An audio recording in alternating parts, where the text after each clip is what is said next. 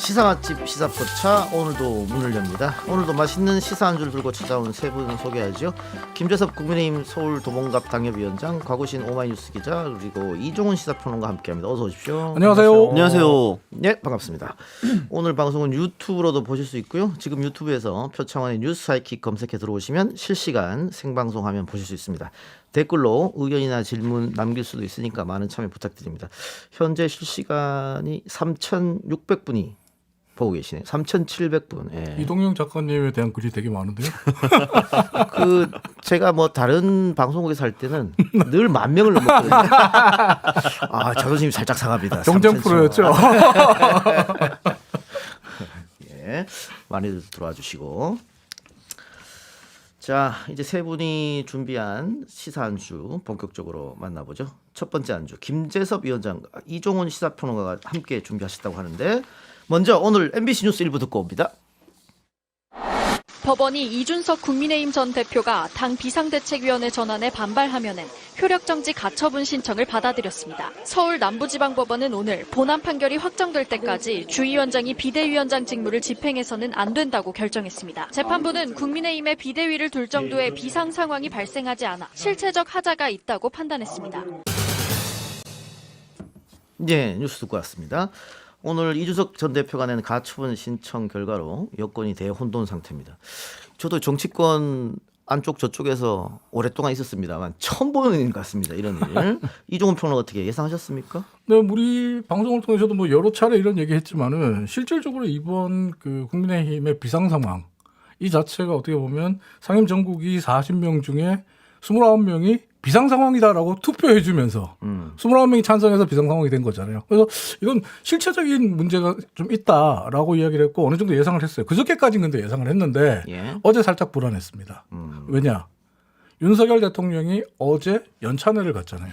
국민의힘 연찬회를 갔는데 국민의힘 연찬회는 비대위가 준비한 거잖아요. 비대위가 준비한 행사에 대통령이 헌정사상 최초로 현직 대통령이 자당 연찬회에 참여한 겁니다. 장 차관들도 대거 다 데리고 그러면서 당과 정부를 합쳐서 당과 그 대통령실을 합쳐서 정부라고 한다. 뭐 이렇게 얘기를 했단 말이에요. 그러니까 비대위에 대해서 힘을 엄청 실어줬단 말이에요. 연찬회를 간 모습을 연출하면서 그렇게 비대위를 실어줄 때 비대위에게 힘을 실어줄 때 이거 결과가 좀 이상하게 나오지 않을까? 불안감도 좀 있었거든요. 근데 오늘 낮에 이 속보가 나온 걸 보고 법원이 그래도 올바른 판단을 했구나 이런 생각을 했습니다. 뭐 축제 분위기에 찬물을 법원이 끼얹은 꼴이다. 뭐 이런 얘기도 있던데 김재섭 위원장은 뭐 가처분이 인용될 수도 있다 이렇게 말씀하셨던 것 같아요. 저는 뭐 늘상 그렇게 이야기했습니다. 그 이유는 기본적으로 법원이 그 정당의 사무에 대해서는 잘 개입을 하지 않는 것이 원칙적인 태도인데 당권과 관련돼서는 예외적인 태도를 보인 바가 있다. 과거의 민생당 사건 작년에 또 한참 전에 올라가면 신민당 당시 김영삼 후보와 이철승 후보 간의 당권 투쟁 이런 문제에서는 법원이 적극적으로 개입한 사례가 있기 때문에 이번은 심지어 여당 당권 그렇기 때문에 개입할 가능성이 굉장히 있다. 절차적으로도 문제가 있고 실체적으로 문제가 있다. 그 양쪽에서 다 문제가 있기 때문에 아마 법원이 가처분 신청을 인용할 가능성이 높다 이렇게 말씀을 드린 바가 있는데요. 뭐 오늘 제 역할이 이제 요 가처분 신청이 어떤 식으로 진행이 됐고 왜 이런 일들이 발생을 했는지 그거 조금 이따 자세히 설명해 주시고 조금 이따 설명해 드리도록 하겠습니다. 광고 듣고 와서 자세히 설명해 주세요. 우리 곽우신 기자님 어떻습니까? 당이 상당히 지금 혼란 상태에 빠졌다 이렇게 볼 수 있는데.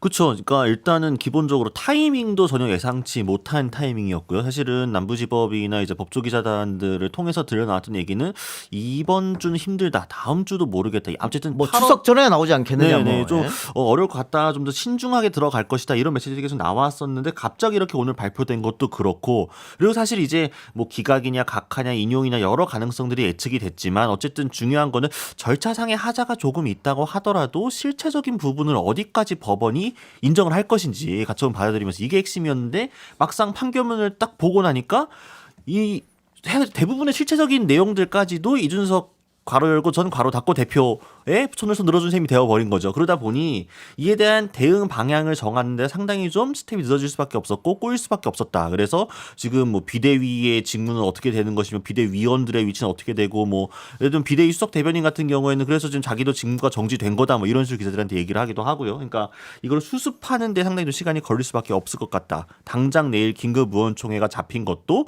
오늘 그런 게 나올지 몰라가지고 의원들 대부분이 지금 지역가 있거든요. 오늘 의총을 할 수가 없는 상황에서 메시지가 좀 꼬이고 있다 이렇게 볼 수 있을 것 같습니다. 예. 그 오늘 속보가 나왔을 때 기자들도 이제 빨리 보내야 되니까 전문을 안 본 것 같아요. 그래서 뭐 절충안이다, 네. 뭐 절반의 승리다. 근데 지금 곽 기자님 말씀처럼 법원 판결 전문을 보면 이 전 대표의 완벽한 승리. 완승이죠. 네. 완승.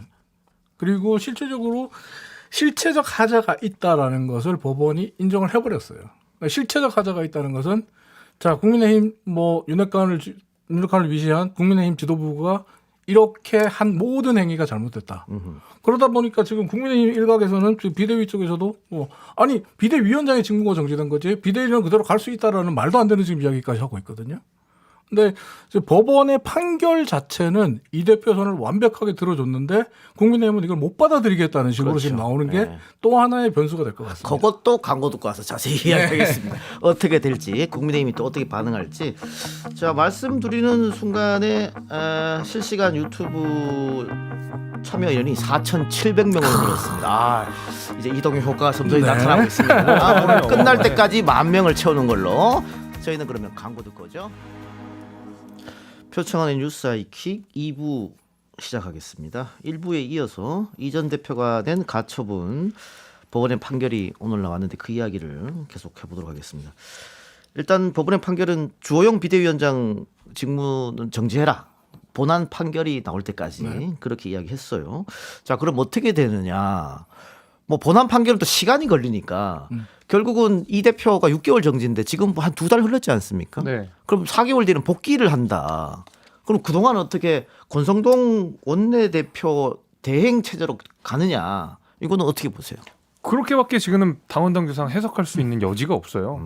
그러니까 과거로 다시 돌아가게 되는 촌극이 벌어지게 되는 건데 그럼 이렇게 되는 거죠. 비상 상황 이전 상황으로 돌아가. 비상 상황 이전 상황으로 다시 돌아오게 된 건데 그러니까 비상 상황이 아니라고 판단을 해버리는 바람에 비상 상황이 된 거죠. 당에서는 웃기게도. 그러면은 마지막에 그 최고위원 사퇴하신 분들이 있잖아요. 배현진 최고도 있고요. 정미경 최고도 있고 뭐 쭉 이분들은 이제 사퇴를 선언하셨고 수리까지 됐으니까 예. 진정한 의미에서 사퇴가 되신 거고 남은 게 그러면 이제 김용태 청년 최고 이분이 한 분이 남은 거거든요. 그럼 권성동 원내대표와 김용태 청년 최고와 그다음에 정책위의장 임명직인 성일종 의원 이렇게 셋이서 굉장히 그 소담하게 그 최고위원회를 꾸려가야 되는 상황인 거죠. 원내대표가 최고 지명도 할 수 없습니까? 그거는 안 되는 걸로 알아요. 제 생각 정부비를 통해서 보궐을 해야 될 겁니다. 그게 지금은. 맞고요. 왜냐하면 지금 보궐이 있는 거잖아요. 최고위원의 자리가 비어 있기 때문에 우리가 전국위를 열어서 보궐선거를 통해서 최고위원들을 충원을 하게 되고 이준석 대표가 6개월, 그러니까 직무정지 받은 이제 4개월 뒤에 돌아오게 되면 다시 이준석 당대표와 새로 뽑힌 최고위원들이 다시 최고위원회를 열게 되고 내년 6월까지 임기를 마치게 되는 것이 당원 당규상은 맞습니다. 근데 여기서 용어가 정확해야 되는 예. 게 지금 이준석 전 대표예요. 아직은. 예. 왜냐하면 이건 가처분이니까. 이준석 전 대표 그리고 주호영 비대위원장. 전이 아니라 주호영 비대위원장, 이준석 전 대표. 그러니까 아직까지 저는 본안 이 판결이 문제- 안 나왔으니까. 예, 예. 본안 판결이 나올 때까지 이 문제는 계속 살아있다라고 봅니다. 또 뭐 글쎄 모르겠습니다. 근데 그런 얘기 있었잖아요. 권성동 원내대표가 자리에서 물러나야 되는 거 아니냐. 지금 상황에서는 물러나면 어떻게 새로 또 원내대표를 뽑습니까? 그렇게 돼야 돼요. 그럼 웃기게 되는 게 권성동 원내대표가 그 물러나게 되면 김용태 청년 최고가 당대표 직무대행을 하게 되는 겁니다. 혼자 딱 남아서. 그럼 성일종 정책위의장이랑 둘이 더 소담하게 그러니까 최고위원회를 꾸려가야 됩니다. 말씀하신 것처럼 지도부가 지금 거의 와해 상태인데 이대로 당이 어떻게 잘 굴러갈 수 있겠느냐. 쉽지 않죠. 에헤. 이렇게 되면 굉장히 쉽지가 않게 된 것이고 제가 말씀드렸잖아요. 비상 상황이 아니라고 판단하는 바람에 갑자기 비상 상황이 됐다는 말씀을 드렸는데 애초에 이 상황을 유발한 그 최고위원회 그 전에 이제 배현진 최고부터 해가지고 이거 책임을 져야 되는 문제라고 생각합니다. 그러니까 이것이 법원이 이 그 가처분 신청에 대해서 실체적 하자를 인정한 가장 중요한 이유가 유발된 비상 상황이라는 것이거든요. 그건 보면 배현진 최고 같은 경우에도 사퇴를 해놓고 갑자기 우리가 상임 전국위에 이 상황을 비상 상황을 인정하기 위한 절차가 필요하니까 갑자기 최고위의 기능을 유지할 필요가 있어서 이게 원내대변인이 직접 한 얘기입니다.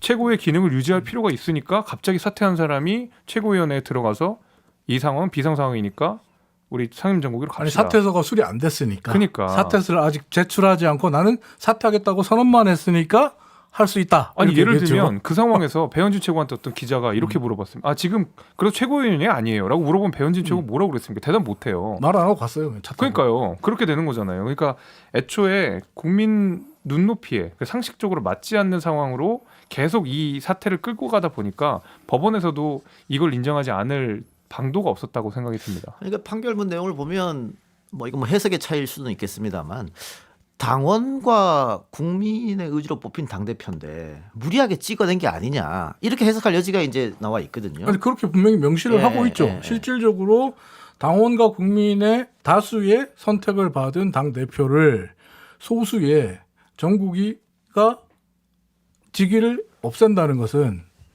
이것은 말이 안 된다. 이건 어떻게 보면 정당의 민주적 절차, 민주적 의사결정 과정과 동떨어져 있다라고 판단하는 거고 법원이 이번에 개입하는 것 어떻게 보면 정당 활동에 대해서 법원은 가능하면 적극적인 그렇죠. 사법 활동을 개입을 하지 않으려고 예, 합니다. 예. 그런데 단 예외 조항이 뭐냐면 정당도 사람들이 모이는 조직이다 보니까 그 조직에서 반민주적이고 반민주적인 행동과 의사결정이 이루어질 때는 예. 법원이 적극적으로 개입을 한단 말이에요. 바로 이번이 그런 케이스라는 네. 거죠. 그러니까 이제 당 같은 경우에는 사실은 지금 굉장히 당황스러운 게 그러니까 지금 어쨌든 본인들이 하고 있는 행위가 적법한 절차에 의한 것이었고 어쩔 수 없는 비상 상황임을 인정을 해야 된다고 여러 번 주장을 해왔고 그렇게 지지자들을 다독여 왔는데 법원에서 이를 정면으로 뒤집는 상황이 발생을 한 거잖아요. 그러니까 지금 당에서 이렇게 당황했다라는 메시지로 대표적으로 볼 수 있는 게 이 가처분을 인용한 판사가 이제 우리법 연구회 출신이다 뭐 이런 식으로 호남 출신 아니냐 이런 식으로 또 가는 거거든요. 이게 사실은 국민의힘 같은 이 보수 정당들이 몰렸을 때 항상 저 사람 출신이 좌편향이야 메신저로 공격하는 방법으로 가는 거예요. 그러니까 이 가처분 인용 자체에 뭔가 문제가 있다. 오늘 주호영 비대위원장도 어쨌든 직무가 정지된 상태에서 언론 인터뷰를 하는 과정에서 그런 우려가 있었지만 아닐 거라 생각했는데 사실로 드러났다. 이런 식으로 이야기를 하잖아요. 그러니까 이거를 지지자들에게도 인정하지만 납득하지 않아도 돼 괜찮아. 우리가 이거 수습할 수 있어. 라는 어떤 좀 무리수를 덮기 위한 무리수 멘트들이 계속 나올 수밖에 없는 상황이다. 그래서 당장 내일 의원총회가 잡혀 있는데 여기서 뭔가 방금 두 분께서 설명해 주신 것처럼 정상적인 당원 당규를 따라가는 절차로 밟는 그 트랙을 갈 것이어서는 그렇게 보지 않습니다. 아니 뭐 국민의힘에서 뭐 정치 집단이니까 당연히 정치적 오딩으로 뭐 우리법 연구회 출신이다 호남 출신이다 할 수 있다고 보는데 실질적으로 그러면은 어떻게 대응하느냐 제가 봤을 때 방법이 없어 보이거든요. 곽 기자님 말씀대로 내일 의원총회를 연다. 의원총회를 열어서 그런 뾰족한 카드가 있느냐 제가 봤을 때 안 보입니다. 어떻게 보세요? 글쎄요, 뭐 집단지성이 발휘가 되면 뭐 묘안이 나올 수도 있겠죠. 그건 모르겠는데 제가 좀 기대하기 어려운 점이 한 가지 있다 그러면 이번에 가처분 신청을 대응하는 국민의힘 지도부의 태도가 우리는 굉장히 우리 당 안에 율사 출신들이 많다. 법학을 전공하거나 내지는 변호사 내지는 판검사의 이력을 갖고 있는 분들이 굉장히 많기 때문에 꼼꼼하게 준비했다라고 이야기하셨거든요. 이 꼼꼼하게 준비한 내용의 결과가 판사가 정치적이다라는 내용이 나온 거면 사실 의원총회에서 어떤 뾰족한 수를 내놓을 수 있을지는 잘 모르겠습니다. 일단 가장 먼저 할 건 이의 제기를 하겠죠. 이의 제기를 그걸 하고 뭐 한다고 했으니까. 이의 제기를 하고 접수했습니다. 그다음 네네. 접수를 하고 그다음에 이의 제기를 해서 뭐 이거 결정이 나면 뭐 근데 사실 뒤집어지기 어려울 거예요. 예. 왜냐하면 이게 가처분 신청 판결문이 오늘 굉장히 길었잖아요. 판결 전문이 굉장히 길었잖아요. 굉장히 꼼꼼하게 자세히 설명해놨거든요. 그렇기 때문에 이의 제기가 받아들일 가능성이 거의 없다라고 보고 있고 본안 소송을 가야 되는데 이 정도 논리를 재판부가 보였다면 본안 소송 가서도 불리하단 말이에요. 그럼 이건 뭐냐면 결국은 정치적으로 힘으로 뒤엎어버리는. 저는 법을 무시하는 쪽으로 갈 것 같아요. 정당이 법을 무시한다고요? 그건 있을 수 없을 것 같은데. 그렇게까지는 안 예. 되겠죠. 설마. 그래서 현실적으로 제가 한 두 가지만 말씀드릴게요. 일단 장해찬 청년재단 이사장이 말하는 것 비상 상황 규정을 당헌에 넣으면 된다. 이게 법을 무시하는 거죠. 근데 그렇게 하면 이 전 대표가 또 법원으로 들고 간다거나 아니면은 여론전을 벌인다고 하면 국민의힘이 상당히 불리해질 거기 때문에 이 카드를 쓰기 좀 어렵지 않겠느냐. 아니 제가 법을 무시한다고 표현했던 게 뭐냐면 뭐 이 지금 장해찬 청년재단 이사장의 비상상황 규정을 당원에 넣자.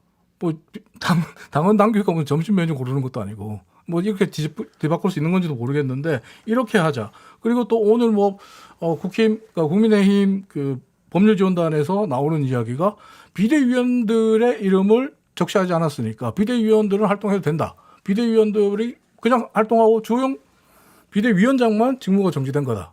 비대위 그대로 가겠다. 아니, 그러니까 이런 이게 얘기하고 상황에 있는데 맞춰서 당원 당규를 고치거나 해석을 달리하게 되면 장해찬 이사장 얘기처럼 차라리 그럼 당원 당규를 장해찬을 당대표로 만들자라고 고칠 수도 있는 거예요. 극단적으로. 그게 무슨 법치주의를 그러니까, 표방하는 그러니까 정당의 법을 무시하는 태도입니까? 거죠. 예, 알겠습니다. 그러니까 말이 안 되는 내용이죠. 그 정치는 명분으로 하는 거니까 명분이 지금 없다. 두 분의 네. 그런 얘기가. 근데 제가 아까 두 가지 말씀드린다 했는데 하나 더 얘기하면 분당 혹은 탈당 후 재창당 이런 얘기도 나오고 있는 것 같더라고요. 아니 근데 그거는 아직까지는 좀 넘어간 내용인 것 자, 곽 같습니다. 기자님. 사실 넘어갔어요 그거는. 분당 시나리오가 사실 양당이 모두가 나오고 있는 상황인데 여의도에서 그런 얘기 나오고 있잖아요. 여기 얘기가 나와 있는데 이제 군부를 지피시는 분들을 보게 되면 이제 약간의 위시풀 띵킹이 들어간 게 아닌가 싶은 생각은 듭니다. 하지만 저는 가능성을 제로라고 볼 수 없는 것이 국민의힘이라는 틀 안에서 이 하자를 치유하고 그래서 뭔가 용산의 의지도 관철을 시키고 이 모든 니즈들을 한꺼번에 충족시킬 수 있는 방안은 거의 없다시피 한 상황이에요. 그러면은 차라리 지금 소위 윤핵관 혹은 친윤을 중심으로 한 분들이 이 국민의힘을 털고 나갈 수는 있겠죠. 국민의힘의 이준석 대표랑 이제 소위 이준석 전 대표를 위시하는 그분들만 남아 계시고 나머지는 우리는 국민의힘을 나가서 우리가 볼드로서 따로 정당을 차릴게 이런 식으로 나가는 게 만약 본안 소송부터 해가지고 판판이 깨지게 되면 그런 해결책이 나올 수도 있겠죠. 근데 물론 정무적으로 판단을 했을 때 그게 리스크가 너무 큰데 무엇을 위해서 이렇게 할까 싶은 생각이 들지만 윤석열 정부 출범 직전부터 이후까지 지금 이 용산의 의지가 관철돼서 행해진 모든 당무들은 한 번도 합리적으로 설명이 불가능한 것들이었기 때문에 합리적으로 생각하지 말고 우리의 뇌를 조금 더 용산에 가깝게 방향을 틀어놓고 생각을 해보면 가능성이 없진 않겠다 이런 생각도 나오는 용산도 거죠. 너무 멀리 가셨어요. 아니 그 용산이 멀리 가는 게 아니라 사실 이 여의도만 비상 상황을 만든 게 어떻게 보면 내부 총질이라는 대표 이 문자에서 시작된 거잖아요. 예. 그러니까 이게 이 문자 누가 보냈습니까? 용산에 계신 분이 보냈잖아요. 네. 그리고 권동동 원내대표가 그걸 받았고. 근데 이 문자가 공개된 이후에 갑자기 비상 상황 됐잖아요. 배현진 최고위원이 사퇴한다고 나오고. 그러니까 비상 상황이 만들어진 게 어떻게 보면 용산에 의해서 만들어진 거죠. 그리고 예, 이제 알겠습니다. 진짜 됐죠 비상 상황. 예, 자 그런데 아까 뭐 이평론가 말씀처럼 연찬회에서 대통령이 힘을 많이 실어줬단 말이에요. 근데 지금 무산된 상태고 게다가 대통령이 전당대회를 좀 빨리 했으면 좋겠다. 그런 이야기도 했지 않습니까? 뭐 아니라고 했죠 뭐 있냐? 대통령실에서는 그런 적 없다고. 부인은 그랬습니까? 네. 부인은 했습니다. 오보. 예. 오보다. 그랬군요. 알겠습니다. 어쨌든 그런 상황인데 지금 이렇게 되면 어쨌든 일단은 권성동 원내대표 체제로 가는 거고 4개월 있다가 이 대표가 복귀할 테고 그랬을 때 윤핵관들이 이 대표의 복귀를 가만히 두고 있겠느냐. 근데 임기는 또 이 대표 임기가 많이 남았단 말이죠. 그래서 당은 더더욱 혼란 속에 빠져들 수밖에 없다. 그래서 분당 탈당 이야기도 그래서 나오는 거 아니냐. 그러니까 사실상 당에서 할 수 있는 일이 뭐가 있을까? 있을 수 있죠. 네. 한 가지 변수가 남아 예? 있습니다. 윤리위에서 징계를 더 세게 내리면 됩니다. 그게 지금 여의도에서 오늘 돈 얘기예요. 추가 여의도에서 징계. 지금 돌고 있는 얘기 중에 하나가 뭐냐면 윤리위를 다시 열어서 제명을 시킨다? 예, 윤리위가 이준석 전 대표에 대해서 제명, 출당 같은 초강수를 준다. 그럴 지금 그 얘기 방법이 왜냐하면 있죠. 윤핵관은 이거 눈 뜨고 못 보거든요. 윤리를 소집할 거다라는 얘기가 여기까지 근데 돌고 근데 있어요. 지금 경찰 수사가 아니, 안 나온 상태에서 그게 아니고 그렇게까지 강수를 던진다. 근데 윤리위가 윤리위에 대한 정치적 판단을 하면은 저도 윤리위에 갈 수 있으니까 제가 굉장히 조심스럽긴 한데요. 그러니까 유일한 그냥 변수로서 그럴 수 있다라는 말씀을 드리는 겁니다, 윤리위원장님. 저는. 네. 이양희 위원장께 드리는 그럼요. 말씀이신 예, 거죠. 예. 네네. 네. 아니 이게 돌던데 이미 오늘 뭐 그런 이야기 계속 돌긴 했습니다만 그렇게 될 경우에 정당 지지도 이런 것도 한번 생각해 봐야 되거든요. 그러면 만약에 그렇게까지 가면 막 가자는 얘기죠. 그 생각할까요? 예. 그렇게까지는 지금은 제가 볼 때 윤핵관은 시야가 완전히 경주마처럼 여기 딱 좁게 자기 자리 요것만 보고 있는 것 같은데 정당 지지율 국민 뭐 이런 생각할까요? 여하튼 제가 드리고 싶은 말씀은 그러니까 뾰족한 수는 없는 상황이고 유일하게 그 이른바 윤핵관들이 이준석 대표의 복귀를 막을 수 있는 절차적인 방법은 윤리위의 징계를 더 세게 나오게 하는 걸 기다리는 것밖에 없다라는 말씀을 드리겠습니다. 그 이전 대표 본인 입장은 아직 안 나왔죠. 네. 예. 일단 어떻게 될지. 오늘 방송 출연 하나가 예정돼 있었는데 캔슬했죠. 본인이 이제 취소하고 본인이 말한 대로 뭐 좀 그 잠적. 자중하겠다, 잠적하겠다 이렇게 얘기를 하고 있죠. 알겠습니다. 일단 내일 또 국민의힘이 의원총회를 모집했으니까 거기서 어떤 이야기가 나오는지 한번 지켜보도록 하죠. 자, 그리고 두 번째 시사 안주 곽우신 기자가 준비하셨는데요. 어제 충남 천안에서 열린 국민의힘 연찬회 현장으로 잠시 갔다 옵니다. 좀 국힘의 젊음의 이미지와 아름다운 여성의 이미지를 당신이 들어가면 바뀌지 않겠냐. 배현진 씨도 있고 나경원 씨도 있고 다 아름다운 분이고 여성이지만 왠지 좀 부족한 것 같아. 김건희 여사로도 부족한 것 같고 당신이 들어가서 4인방이 되면 끝장이 날 것 같다. 이제 더 이상은 국제 상황에 대한 핑계나 또 전 정권에서 잘못한 것을 우리가 물려받았다는 핑계도 더 이상은 이제 국민에게 통하지 않는다고 생각합니다. 어제 국민의힘 연찬회에서 강연했던 이지성 작가와 그리고 저녁에 연찬회에 참석한 윤석열 대통령의 발언을 차례로 들어보셨습니다. 오늘 가처분 신청 결과로 국민의힘 이슈가 덮였습니다만 1박 2일 연찬회도 짚어볼 부분이 꽤 많습니다. 권성동 원내대표가 또 기자들과 함께 술을 마신 것도 또 논란이 됐었죠. 곽우신 기자 1박 2일 연찬회 함께 가셨습니까? 네, 어제 오늘 갔다 왔고요. 네, 어제에서 천안에 있는 재능교육연수원에 가서 하룻밤 자고 오늘 낮에 돌아왔습니다. 국회로.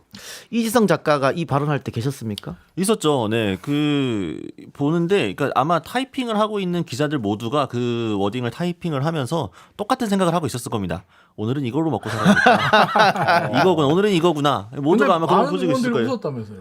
그러니까 저는 이제 사실 그러니까 이 그분들이 뭐 그래도 초청한 강사가 와서 이야기를 하는데 그게 뭐 어떤 분이 진심으로 웃었고 어떤 분이 예의상 웃은 건지 그걸 구분할 수는 없으니까요. 뭐 그 안에서 뭐 바로 면박을 주는 게 좀 그랬을 수는 있겠죠. 그래서 저는 그 웃음을 갖고 굳이 뭐 문제를 삼고 싶지 않습니다만 다만 그 이후에 대처에 대해서도 사실은 좀 할 말들이 좀 있을 수밖에 없겠죠. 네. 저는 오늘 뉴스 보면서 계속 이 작가 그래서 제가 뭔 엊그제 남 모르게 사고를 쳤나 깜짝 놀랐습니다. 이지성 작가라고 써주시기 바랍니다. 네. 이 발언에 대해서 많은 분들이 이제 비난하고 비판하고 당사자로 지명된 배현진, 나경원 의원도 굉장히 불쾌하다 이렇게 말씀하셨거든요. 그러니까 뭐 배현진, 나경원 의원 입장에서는 그러니까 자기네들이 그냥 그런 이미지나 담당하는 사람처럼 이지성 작가가 폄훼를 했기 때문에 기분 나쁠 수 있다고 생각합니다. 애초에 이제 쓸데없는 소리를 너무 많이 하셨고요. 이지성 작가가 이거 말고도 또 뭐 보니까 이재명 의원 뭐 정당 뭐 이재명 의원 사라져야 된다고 그랬나? 없는 정치. 네, 뭐 그런 얘기 뭐 민주당도 사라져야 되고 비슷한 얘기를 하셨더라고요. 그러니까 제일 그 후진 얘기들을 많이 하셨어요. 그래서 이분을 누가 섭외했는지 일단 그분부터 좀 혼이 나야 되지 않나. 처음에는 굉장히 그 이성 작가가 나경원 의원이 이제 페북에 글을 올리고 SNS 글을 올리고 반박하고 이랬을 때 적극적으로 반박하고 싸웠어요. 사과가 없었죠. 사과하지 않아요. 처음에 싸웠어요. 네. 그럼 그 꼰대 정당 누가 만들었습니까? 뭐 이런 식으로 그 이미지 누가 만들었습니까?라고 나경원 의원을 공격하고 또 하고 싶은 말 계속 하겠다. 과거에 나경원 의원이 문재인 대통령을 비롯한 정치인들의 외모에 대해서 이야기한 것 기사들을 막 뭐 링크 걸고 이랬거든요. 근데 갑자기 부인한테 혼났는지 갑자기 모든 게시물을 지우고 사과한다.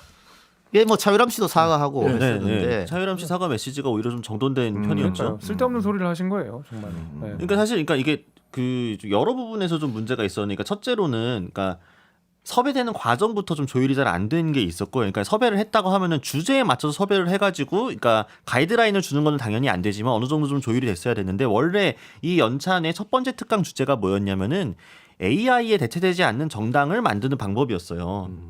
AI가 대체되지 않는 정당을 만드는 법을 강연을 하겠다고 오신 분이 첫 일성이 뭐였냐면 그건 나도 모른다. 그래서 갖고 딴 얘기를 시작을 한 거예요. 그러면서 쭉 3,000%로 빠지기 시작을 한 거죠. 그러니까 애초부터 왜 이런 주제를 원내행정국이 정했고 이렇게 섭외를 했는지 좀 불투명하고. 아니 강사하고 이야기도 안 됐다는 얘기네요. 그러니까 뭔가 그러니까 강사가 그냥 아무 생각 없이 일단 엑스트는 그러니까 수락은 한 다음에 그냥 자기가 원하는 대로 마음대로 얘기를 했던 건지 뭐 어떤지 모르겠습니다만 어쨌든 그랬고 그러고 나서 어쨌든 이게 문제되는 발언이라는 어떤 공감대가 있으면 그 자리에서 면박을 주지는 않더라도 그 다음에 기자들이 막 물어보거나 의원들 어떻게 들으셨어라고 했을 때 좀 그건 좀 아니지 않느냐, 좀 무리였던 것 같다, 뭐 대신 죄송합니다, 유감입니다, 이런 메시지들이 일관되게 나와야 되잖아요. 그러니까 주호영 비대위원장은 저번에 이제 또 수해 복구 현장에서의 그 경험이 있어서 그런지 이제 로우키로 갔단 말이죠. 유감스럽게 생각한다라면서. 하지만 이제 뭐 몇몇 의원들 같은 경우에는 뭐 왜 문제냐, 사실 뭐 그냥 그렇게 농담삼아 한 얘기인데 왜 그거 자꾸 꼬투리 잡는지 모르겠다, 이런 식으로 얘기를 한단 말이죠. 아니,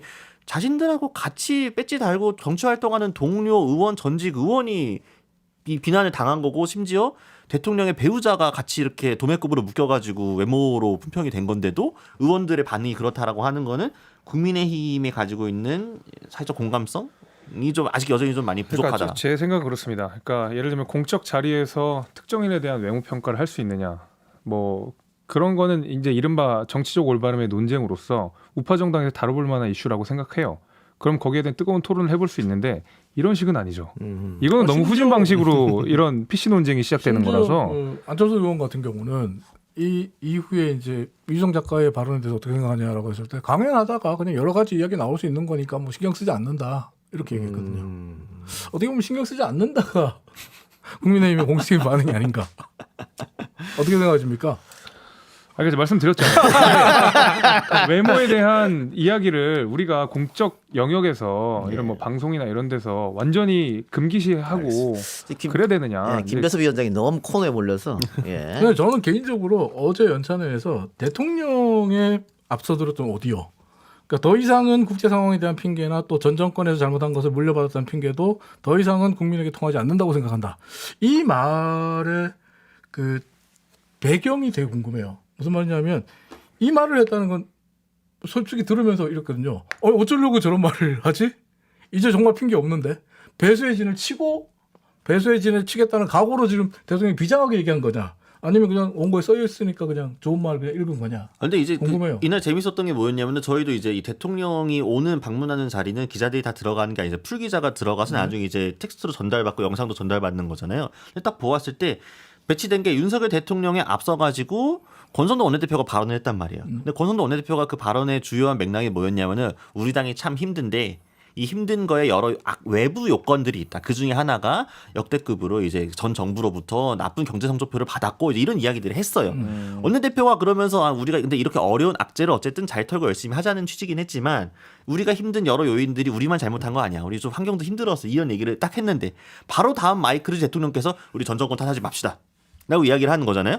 그러니까 여기서도 지금 당정이 하나 되는 모습은 최소한 보이지 않았다. 그리고 저는 사실 대통령의 메시지 자체는 좋았다고 생각해요. 이 메시지는 너무 올바른 메시지예요. 그러니까 이게 정말 배수의 진을 치고 정말 뭐 올바르게 앞으로 이런 자세로 내가 국정을 운영하겠다. 대통령을 좀 신뢰하세요. 신뢰합니다. 전 윤석열 정부 성공하길 바랍니다. 아니, 이 말대로 하시면 성공을 하시는 거죠. 근데 이제 이 말이 기사가 이슈가 묻힐 수밖에 없었죠. 앞에 그 특강이 이미 모든 전찬의 기사를 잡아먹고 있었기 때문에 대통령의 근데 메시지도 전 정권의 탓을 붙였다. 하는 것과 전 정권의 잘못을 비판하는 것은 좀 다를 수 있습니다. 그 그건 부분은 그럴 수 분명히 있어요. 우리가 예, 여기서 예. 짚고 넘어가야 될 것 예. 같아요.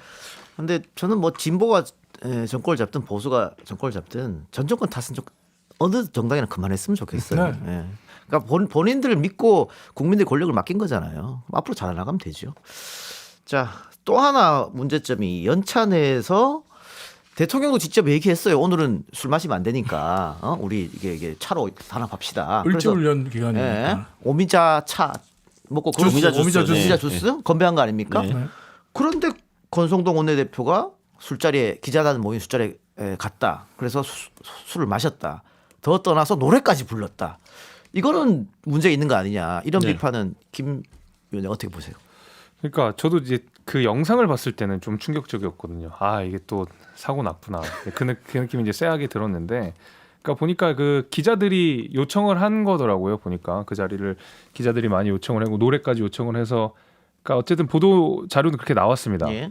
그러니까 권성동 원내대표 역시도 분명히 억울한 점이 좀 있고 좀 안타까운 점도 있는데, 뭐 그것은 개인의 사정이고 우리가 변명해야 되는 사정인 것이고 객관적으로 봤을 때 타이밍과 그 모습 자체가 국민들한테 보여지는 게 뭐 좋지는 않았죠. 아니 기자들은 술 마실 수 있죠. 그러니까 원래 이제 어쨌든 연찬회 자리에 주류반이 금지라는 건 미리 공지가 된 거였고요. 그러니까 을지 프리덤 연습 기간 마지막 날인 것도 있었고 뭐 또 당이 쇄신하는 모습도 좀 보여줘야 되니까 정리가 된 거였는데 원래 이제 그 보통 연찬회를 또 오랜만에 한 거고 하게 되면 이제 기자들이 공식 일정 끝나고 나면 술자리가 원래 있습니다. 그러면서 술자리가 원래 이제 8시 반부터 버스를 타가고 그 이제 면 쪽으로 나가가지고 예정이 되고 공보단이 마련을 해줬어요. 그래서 이제 식당들이 다 찢어 놔가지고 한 번에 다 100여 명이 들어갈 수가 없으니까. 근데 이제 그 자리들이 마련되고 나서 당 지도부에서 이제 인사를 하겠다고 온 거죠. 와가지고 한 바퀴를 이렇게 쑥 돌았는데 저는 사실 그러니까 이게 또 약간 좀 하자면은 이 영상을 촬영하고 유출한 게 저라는 정보지가 돌아가지고 실명까지 박혀가지고 아 그래요? 상당히 억울한 그게 이제 또 일부 커뮤니티에서는 또 그게 돌아가지고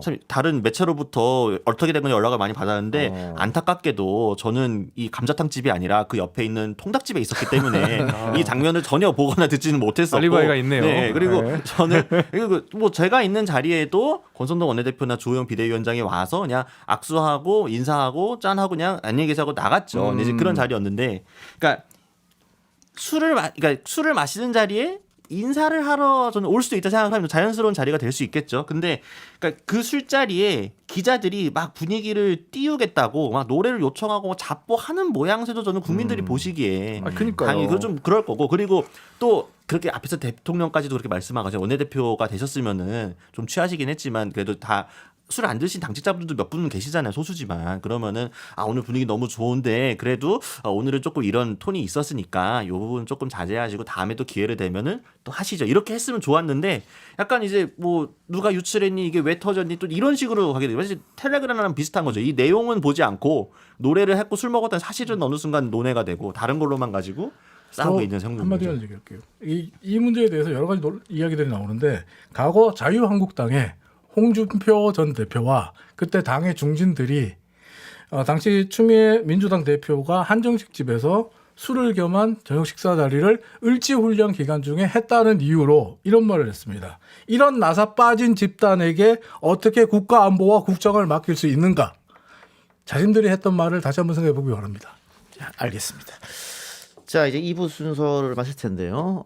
오늘 김재섭 위원장이 할 말이 많이 없었던 것 같아요. 아니 할 말이 많았는데 시간이 별로 없네요. 알겠습니다. 네, 예. 할 말이 굉장히 많았어요. 네, 그리고 우리 유튜브 실시간 인원은 7,700명으로 쭉쭉 올라오고. 이동영 효과. 쭉쭉 10,000명까지 여러분 만들어주세요. 이게 이제 1, 2부하고 3, 4부 사이에 이제 중간 광고 나오고 하잖아요. 또 그 빠진다고.